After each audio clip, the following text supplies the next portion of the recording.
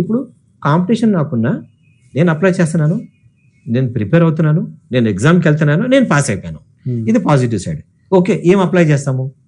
Negativity. Okay, apply చేసి నేను ఎగ్జామ్కి వెళ్ళను, ఇది ఇంకోటి. ఇక ఎగ్జామ్కి వెళ్ళకపోతే ఇక ఎగ్జామ్ రాయలేదు, రిజల్ట్ లేదు, ఏం లేదు. సో ఇలాగ రెండు విధంగా వ్యక్తి తనకు తను డిసైడ్ చేసేసుకుంటాడు.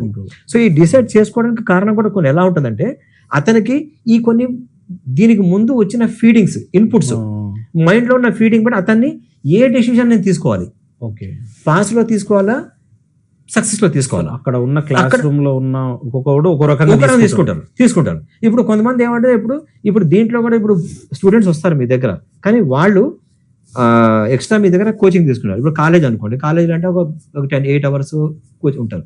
ఇప్పుడు కాలేజీలో కూడా 50 మంది 100 మంది స్టూడెంట్స్ ఉంటే అందరి మైండ్ సెట్, అందరి థాట్ ఒకలా ఉంటుంది. కొంతమంది 100 కొట్టే గ్రూప్ ఉంటుంది. వీళ్ళందరూ ఏం చేస్తారు, వీళ్ళందరూ ఒక గ్రూప్ లాగా కూర్చుంటారు. ఒక ఫస్ట్ రో ఒక 4-5 బెంచ్లలో వీళ్ళు కూర్చుంటారు, చదువునోడు లాస్ట్ లో కూర్చుంటాడు.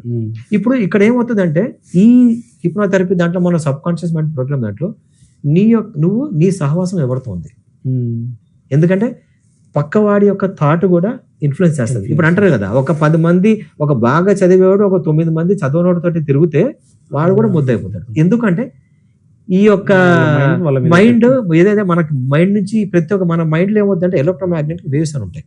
ఇది మనం ప్రతి ఒక్క వ్యక్తి ఆలోచించే విధానం. నాకు చదువు అంటే ఇంట్రెస్ట్ లేదు, నాకు దానివల్ల ఇది వేస్ట్ అని చెప్పి కొంతమంది ఆ థాట్ వచ్చినప్పుడు వాళ్ళ వేవ్స్ అనేవి అదే విధంగా బయటకు వెళ్తుంటాయి. ఇప్పుడు అలాగ ఎమిట్ చేసే వాళ్ళ గ్రూప్ లో ఒక బాగా చదివేవాడు ఒక వారం 10 రోజులు ఉంటే వాడికి కూడా ఈ థాట్స్ అనేవి వాళ్ళ థాట్స్ అనేవి వచ్చేసి వాళ్ళ మైండ్ ఇంపాక్ట్ చేసి ఇతనికి చదువుకోవాలని ఇంట్రెస్ట్ ఉంటుందని మెల్లగా అతని సహవాసం ఇన్ఫ్లుయెన్స్ వచ్చేస్తుంది. అది అతను ఏంటంటే తెలియకుండానే ఒక సైకలాజికల్ రింగ్ లో అతను వెళ్ళిపోయాడు, ఒక నెట్వర్క్ లో తెలియని నెట్వర్క్ వెళ్ళిపోయి దాని ప్రకారం చేంజ్ అయిపోతుంది.